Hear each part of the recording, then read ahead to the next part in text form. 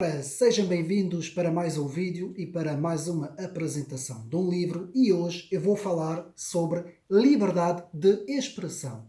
Portanto, hoje é um vídeo importantíssimo em tempos em que cada vez mais as liberdades estão a ser, portanto, restringidas, e por isso eu vou falar sobre a importância da liberdade de expressão e vou falar de um autor com o nome de Mike Hume, que é um investigador, um jornalista e escritor britânico e que escreveu uma das obras mais importantes, creio eu, sobre o assunto da liberdade de expressão. Mas antes de vermos o livro, eu quero aqui deixar como pequeno aviso de que tudo aquilo que iremos falar aqui neste vídeo hoje é expressamente da autoria do jornalista e escritor Mike Hume. Portanto, as opiniões são dele.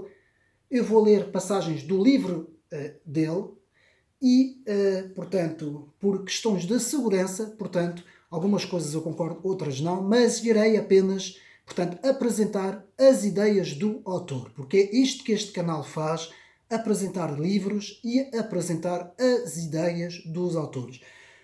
Sem perder mais tempo, vamos então ver aqui o livro, que tem, de facto, um título muito polémico: Direito a Ofender. Portanto, Direito a Ofender, e depois subtítulo: A Liberdade de Expressão e o Politicamente Correto. Escrito por Mike Hume. Livro escrito em 2016 pela editora Tinta da China, e digo-vos já, desde já, que mesmo tendo sido escrito em 2016, este livro é, de facto, atualíssimo, completamente atual sobre tudo o que se está a passar. Então, imaginem, os meus amigos, este livro ter sido escrito em 2022, não é? Com tudo o que aconteceu praticamente desde 2019 para cá. Então, imaginem só, se já nessa altura este autor escreveu este livro já como um autêntico manual de defesa da liberdade de expressão, que nós vamos ver, e sem perder mais tempo. Devo de dizer desde já que este livro foi escrito na altura dos ataques ao jornal Charlie Hebdo, não é? A revista satírica do Charlie Hebdo, e este autor, portanto, explica de facto de que nessa altura toda a gente foi Charlie, não é? Quando isto aconteceu, todos os governos, todas as populações, toda a gente andou no mundo com uma t-shirt a dizer Je suis Charlie, não é? Eu sou Charlie, mas que muito rapidamente vieram logo, portanto, os detratores da liberdade de expressão, e começou logo a haver uma restrição, e este autor explica, portanto, a mensagem principal deste livro é quando o autor fala de tem que haver liberdade de expressão, mas, depois aparece a palavra mas, que é isto que este autor aqui, eu vou explicar o que é esta expressão, o que é que este autor quer dizer com mas. Ou seja, de facto, este autor o que diz é que a maior parte das pessoas dizem ser pseudo-defensores da liberdade de expressão, mas depois colocam um mais. E esse mas acaba por anular completamente a liberdade de expressão. E este autor é da opinião que a liberdade de expressão deve ser 100%, completamente a 100%. Coisa que eu não concordo na totalidade, portanto, devo de dizer que eu não concordo com tudo o que este autor diz, apenas um capítulo que eu não concordo, que eu vou já explicar, mas este autor defende a 100% a liberdade de expressão. E nós agora vamos rapidamente ver o livro. Portanto, tem um prólogo, e depois o livro é composto por nada mais do que 11 capítulos e uma conclusão. Portanto, 11 capítulos e uma conclusão.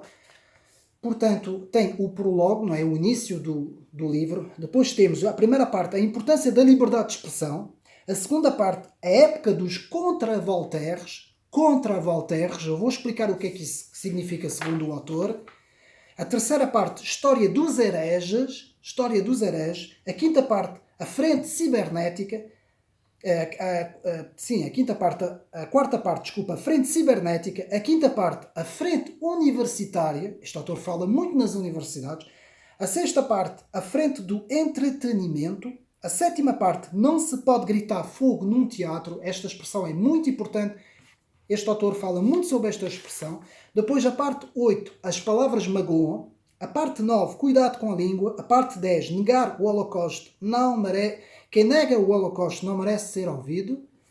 A parte 11, a liberdade de expressão, desculpa da comunicação social. E depois o resumo. Parte final, o resumo. Eu aqui discordo somente na parte 11, na parte 10, desculpa, sobre a questão do Holocausto. E eu já vou explicar isto mais à frente. Portanto, é importante os meus amigos verem este vídeo até ao fim. Vamos ler algumas passagens que selecionei daqui deste livro. Portanto, direito a ofender, a liberdade de expressão e o politicamente correto. Então, começamos logo no prólogo com os limites à liberdade de expressão. Este autor aqui, como eu disse, cita que não pode de facto haver limites na liberdade de expressão, porque a liberdade de expressão, como nós vamos ver, são duas palavras numa própria expressão, que é a liberdade de expressão, ou seja, expressão é a gente se exprimir com palavras e a liberdade é ter esta liberdade de se poder exprimir. Nós sabemos que a maior parte das constituições, e nós estamos aqui a falar em Portugal, a Constituição Portuguesa, portanto, dá de facto esse direito, portanto, permite que haja uma liberdade, que os cidadãos possam ter essa liberdade de expressão.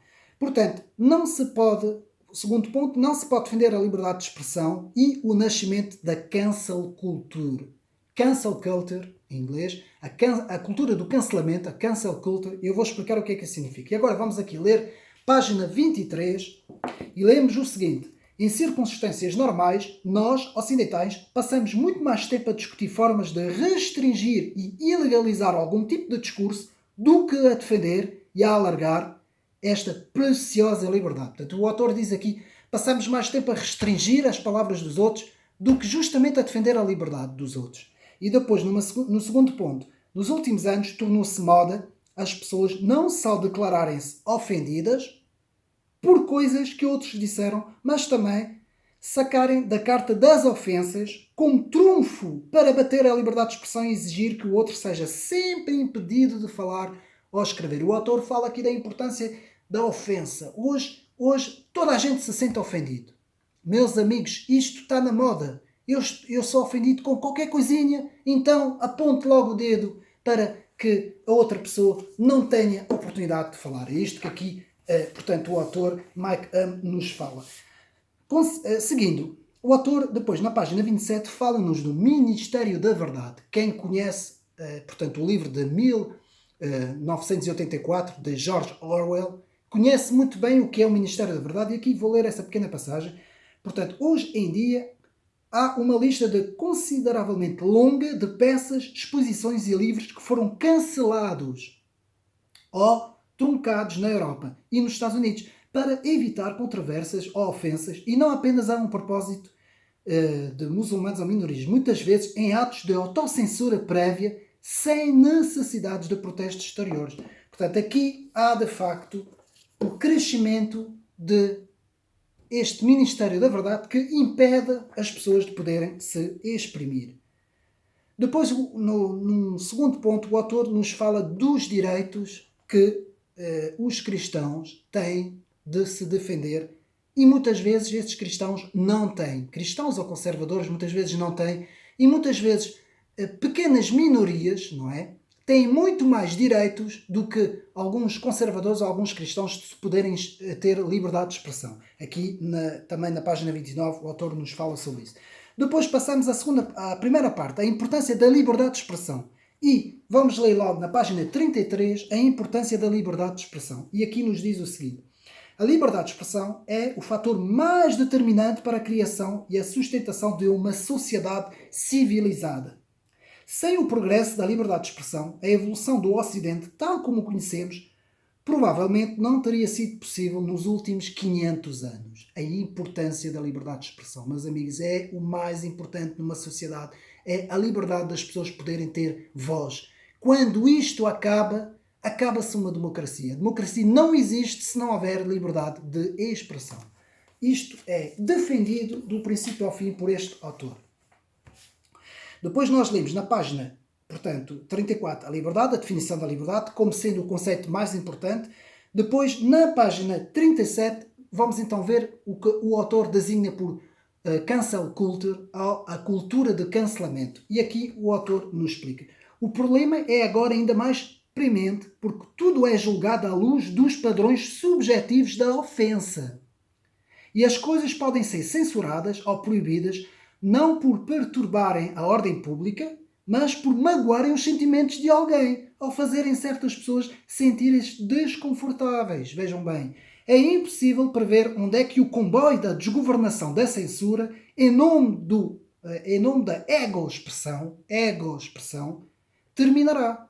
Veja-se o destino dos comediantes, dos oradores, dos músicos, dos escritores britânicos que de repente se viram contestados e até proibidos de entrar em certas universidades, cancel culture, por haver quem as considerasse ofensivas, pouco depois de elas terem exigido que uns tipos sexistas fossem alvo do mesmo tratamento. Ou seja, aqui o autor nos diz que hoje em dia basta ver um pequeno grupo de estudantes que se reúne e que diz assim: nós não queremos que este orador venha cá falar porque nós achamos que ele ofende as nossas convicções. E já está.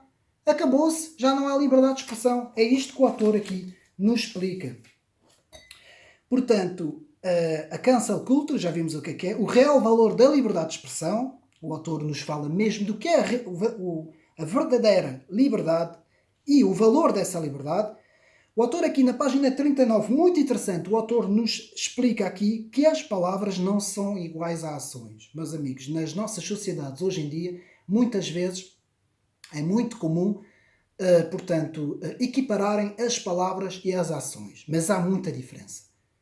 Um criminoso, quando mata uma pessoa, não é a mesma coisa que alguém, numa discussão de café, dizer eu qualquer dia vou-te matar, por exemplo. Claro que também não se pode dizer isso, não é? Mas o que este autor aqui explica, portanto, Mike Ham, é que não pode haver uma equiparação de igual forma entre palavras e ações. E hoje em dia, isto tem muito a ver com as leis, não é? Tem muito a ver também com o direito penal. Hoje isso tende a desaparecer cada vez mais. Portanto, há uma equiparação cada vez maior entre palavras e ações. Portanto, continuando. Depois, liberdade de expressão, a definição, na página 44 e 45, eu gostava muito de ler essa pequena definição que o autor aqui nos dá. E então o autor nos diz: a liberdade de pensamento e de expressão é um dos ingredientes que nos tornaram únicos enquanto seres humanos modernos. A capacidade consciente de formular e comunicar ideias distingue-nos dos outros seres do reino animal. A liberdade de expressão é o elo de ligação entre os indivíduos e a sociedade. A essência da nossa humanidade moderna, e poderemos pensar de modo livre e racional, mas também dizemos o que pensamos, de nos envolvermos e tentarmos persuadir outras pessoas ou ser persuadido por elas. É isto que consiste a liberdade de pensamento. É a minha opinião poder fazer pensar outra pessoa, ou então a opinião da outra pessoa poder me fazer pensar a mim e até fazer mudar de opinião. É por isso é que é muito importante a liberdade de expressão.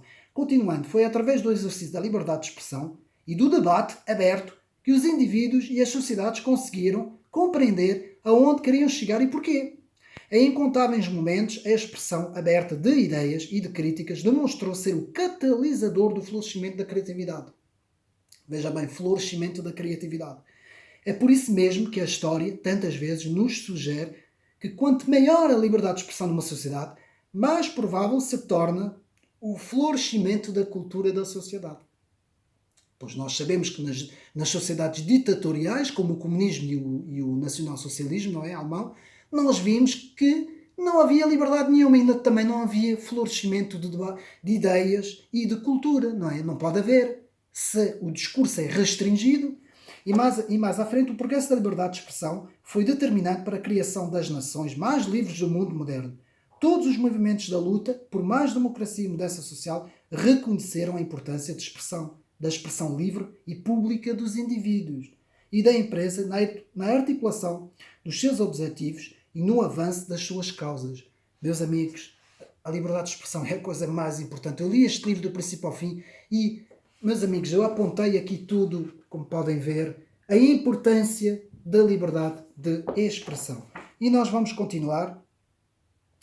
Portanto, o paradoxo da liberdade das minorias, na página 48, eu não vou ler, mas eu vou explicar rapidamente o que é que o autor aqui nos tenta explicar. O autor nos explica que esse paradoxo de umas tais minorias, que eu não vou aqui dizer quais são os nomes, mas que acabam, que é a cultura woke, não é? A cultura woke americana, que acaba por, em nome da sua liberdade, em nome da liberdade dessas minorias, os outros não podem ter liberdade. Portanto, é um paradoxo, porque a liberdade tem que funcionar dos dois lados, não pode funcionar só de um lado. Ora, esse grupo se determina como o único detentor da verdade e o único que pode ter liberdade. Os outros todos não podem ter liberdade. Portanto, continuando, o paradoxo das minorias, em nome da segurança pública, restringe-se a liberdade de expressão. Lá está. Muitas vezes, em nome da segurança, em nome do bem comum, as pessoas não podem ter liberdade. Que é o contrário da essência mesmo da liberdade. Segundo aqui o autor, portanto, Mike Hume, sempre segundo as palavras de Mike Hume. Passamos para a parte 2. A época dos contra-Voltaires. Muito importante, meus amigos. O que é os contra-Voltaires? E eu vou aqui ler essas duas passagens. O autor, na página 60, nos diz o seguinte. Vivemos na época dos contra-Voltaires. O escritor revolucionário francês Marie Arouet, conhecido pelo pseudónimo de Voltaire, foi um pioneiro da liberdade de expressão na França e iluminista do século XVIII. Atenção, porque não foi ele. Essa expressão que eu agora vou falar não vem dele. Veio da biógrafa de Voltaire. E eu vou explicar isto. Portanto, atribui-se a Voltaire um dos maiores aforismos históricos sobre o assunto. E a palavra é o seguinte: discordo do que dizes, mas defenderei até a morte o direito de o dizeres. Na verdade, esta frase, como eu disse, tão repetida ao longo dos anos, não foi escrita por Voltaire, mas por Evelyn Beatrice Hall, sua biógrafa, como eu disse, mais de um século depois da morte dele. Hall aprendeu sucintamente os espíritos escritos voltairianos para proveito do público anglofono. Portanto, o que é que isto quer dizer? Bom, a frase não foi bem de Voltaire, mas Voltaire tinha esse pensamento, pensava assim: mesmo tu tenhas o pensamento contrário a mim, eu vou fazer tudo para tu teres esse direito de o dizeres. Está a ver? Porque isto é o princípio da liberdade. Isto é o princípio de qualquer liberdade contra qualquer tipo de totalitarismo, qualquer tipo de ditadura, qualquer tipo... Isto é o princípio da liberdade. E então vamos ver o que é que são os contra-Voltaire, segundo o autor. E o autor aqui nos diz: hoje em dia, contudo, assistimos à ascensão dos contra-Voltaires.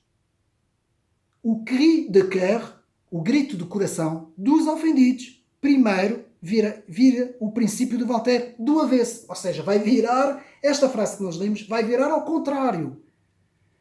E agora como é que vamos ter a frase dos contra-Voltaire? Vamos ler. Sei que detestarei o que vais dizer e defenderei até ao fim da liberdade de expressão o meu direito de te impedir de o dizeres. Meus amigos, é exatamente isso que faz a extrema-esquerda, que faz essa esquerda wokeista, que é vão fazer tudo para eu não ter o direito de falar. O contrário daquilo que eles normalmente deviam defender. Porque eles deviam defender a Voltaire. Voltaire representava o iluminismo, não é? A autora do iluminismo. Portanto, os contra-Voltaires não desejam discutir ideias ou argumentos que os ofendem. Negam ao outro o direito de os expressar à partida. Que é exatamente isso que fazem. Quando alguém não quer debater comigo por medo ou porque não quer, então vai fazer tudo para eu não poder falar. É típico da esquerda. A esquerda funciona dessa forma. E vamos agora continuar. Portanto, os contra-Voltaire, já vimos o que é. Portanto, a proteção das emoções, mais importante que o debate de ideias. Lá está, o autor aqui nos fala que é as emoções hoje, estou ofendido, as emoções. É mais importante que o debate intelectual das ideias. Portanto, os contra-Voltaire, essa nova esquerda, o wokeista, não deseja ter debate. Deseja apenas cancelar o adversário. Depois, o autor na página 69 fala do Twitter como campo de batalha dos censores, aqueles que censuram. É no Twitter que se expressam os contra-Voltaire. Depois, na página 70, o politicamente correto, e agora quero ler aqui essa passagem, politicamente correto, não é que a maioria das pessoas se entusiasmam com a censura oficial, mas muitas interiorizam a ideia de que é melhor não ofender do que expressar uma opinião controversa. São a maioria desculpadoras, autocensuradoras, simbolizado pelos políticos e pelas figuras públicas que, ao primeiro dedo em riste, pedem desculpa e voltem atrás do que dizem. É exatamente isso que os políticos fazem.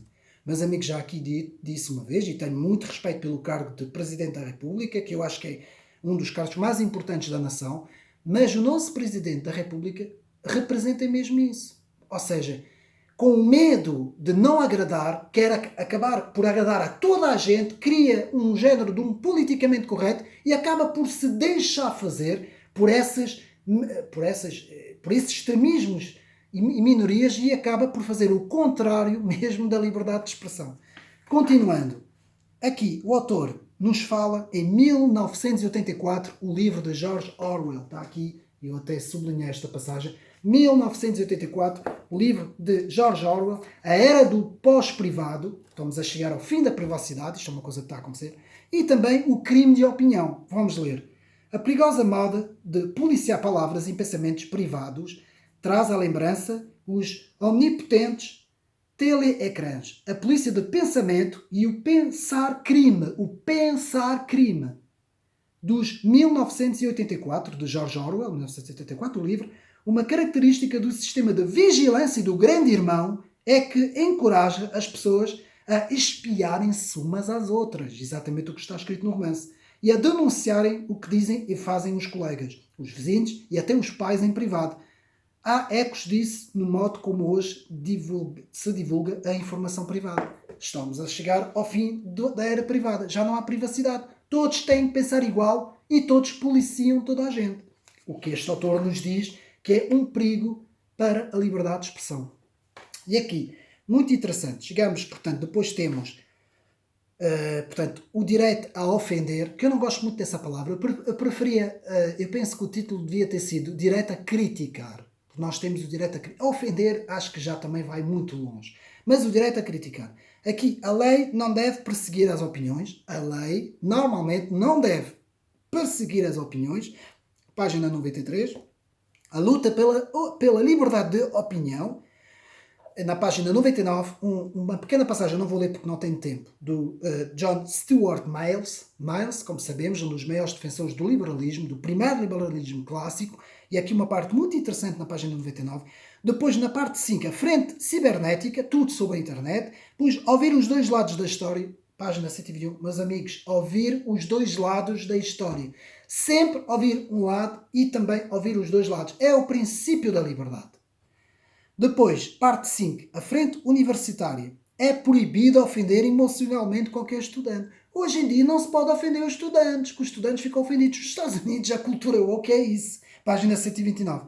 Cancelamento já vimos, contra os conservadores, página 133. E agora vamos ver, página 135, as chamadas zonas de livre expressão nas universidades. Ou seja, nas universidades americanas existem zonas, este livro fala disso, em que há zonas para poder ter livre expressão, só naquela zona é que se pode ter, veja bem. Ali os alunos podem falar à vontade. No resto da universidade não podem. A que ponto é que chegou a liberdade, meus amigos, no mundo ocidental?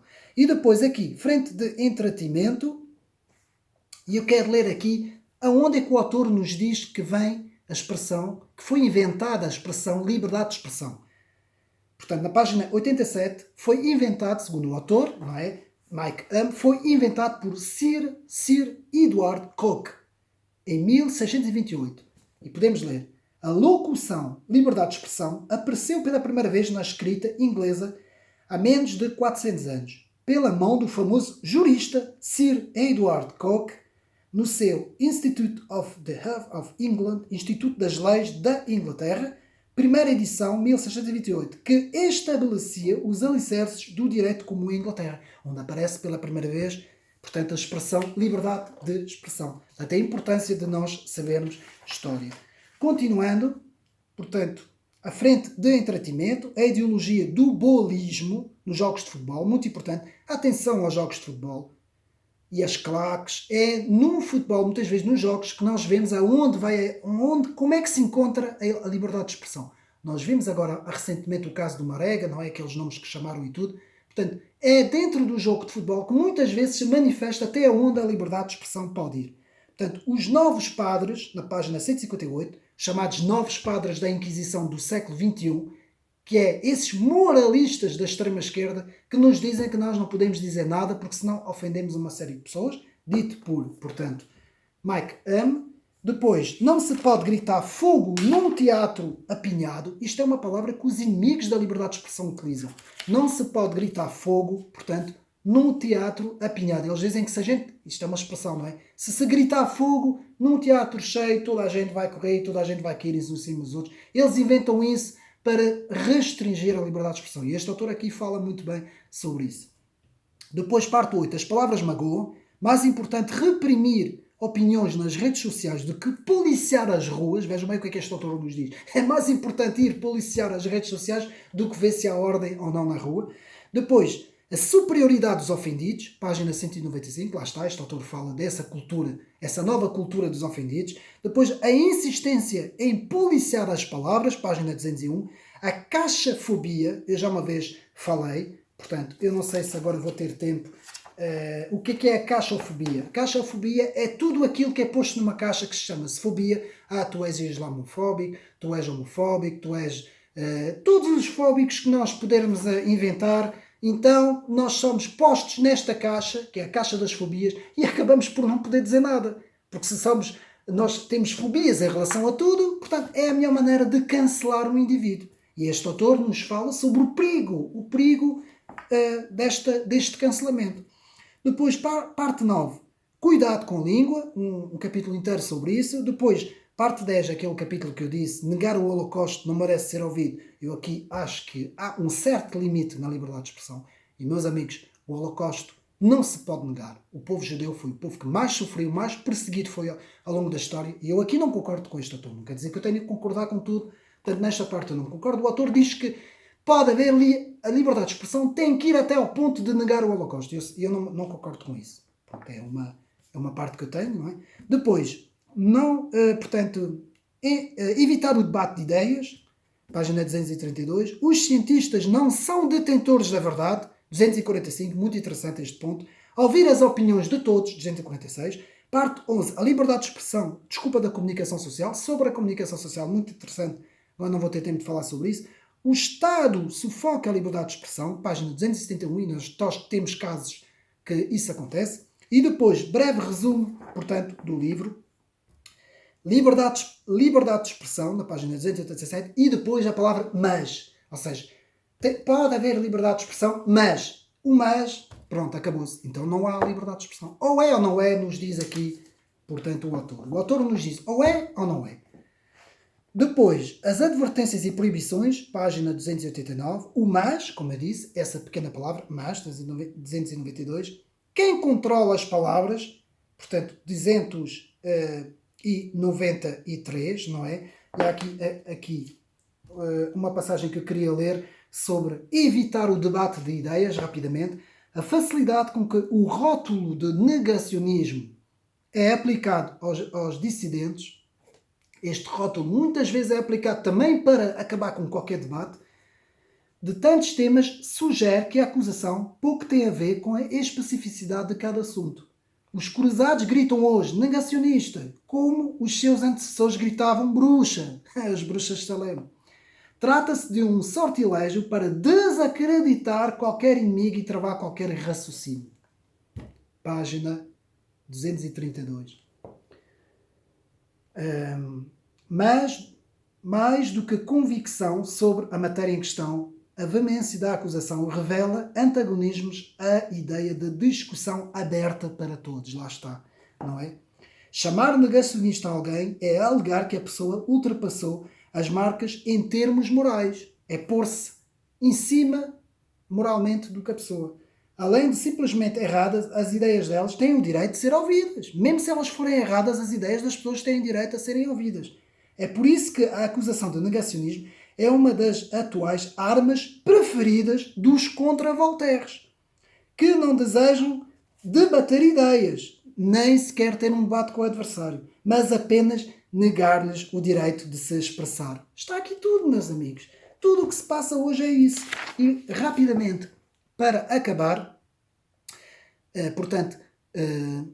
o direito, não negar o direito daqueles que querem criticar, têm todo o direito de criticar. Portanto, como eu disse na página 298, o negacionismo agora serve para tudo, para qualquer desculpa. O questionamento, base do avanço científico. Atenção, o questionamento e a crítica, página 300, é a base do avanço científico. Karl Popper falava no avanço da ciência por tentativa e erro e por também críticas e por também erros. Não é? É assim, a ciência não é uma verdade absoluta, a ciência avança com erros. É na aprendizagem do erro que a ciência avança. E por fim, página 302, eu vou ler para acabar o vídeo, que já chegamos ao fim. Ninguém pode impedir a liberdade de expressão do outro. O autor acaba aqui o livro com esta pequena passagem. Ninguém tem o direito de recusar a liberdade de expressão à outra pessoa em nome dessa mesma liberdade. Por muito abjeta que a opinião dela nos pareça, tentar fazê-lo é um ato de censura e de estupidez, ao mesmo tempo, porque nos retira a hipótese de decidir por nós mesmos e não propicia a refutação do argumento do outro. Ou seja, uma das maneiras de nós termos um debate e queremos confrontar a outra pessoa, imaginamos que a outra pessoa está errada, uma das melhores maneiras é justamente deixar a outra pessoa se exprimir. Exprimir para nós podermos então debater com ela. Espero que tenham gostado, o vídeo já chegou ao fim. Fica aqui. O Direito a Ofender, a Liberdade de Expressão e o Politicamente Correto, um livro importantíssimo, penso que esteja aí à venda. Fica aqui mais esta recomendação para o canal Ocidente Mary. Havia muito mais para falar, eu estava aqui com 4 ou 5 vídeos, o livro é muito bom. Parabéns a este autor, Mike Ham, e fica aqui mais uma vez o manual de defesa da liberdade de expressão, liberdade que nós temos direito. Um abraço e até uma próxima.